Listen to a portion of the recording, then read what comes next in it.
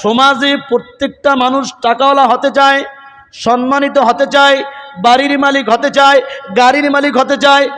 আপনার 5টা ভাই অথবা 4টা ভাই, 4 ভাইকে জন্ম দিয়েছে এক বাবা, এক মায়ের গর্ভেই ছিলেন।